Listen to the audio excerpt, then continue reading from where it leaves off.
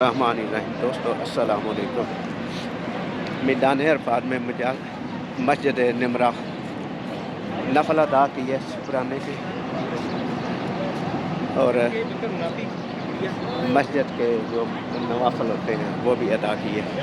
तो आज हमारी ज़ियारत कर रहे हैं जी, उसकी ये दूसरी ज़ियारत है। पहले गारे शौर और अब मस्जिद निमरा में नवाफल अदा किए हैं। ये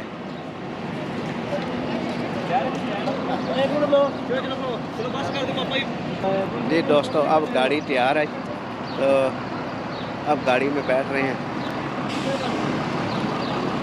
अल्लाह ताला सबको इस मस्जिद में नफल अदा करने की तौफीक दे। आमीन सुम्मा आमीन।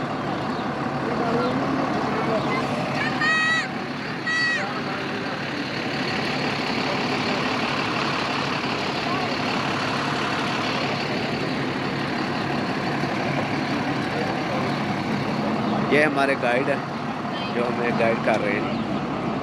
तो दोस्तों गाड़ी में बैठे हैं। अल्लाह ताला आपका हमारा हामी नासिर हो। अल्लाह ने के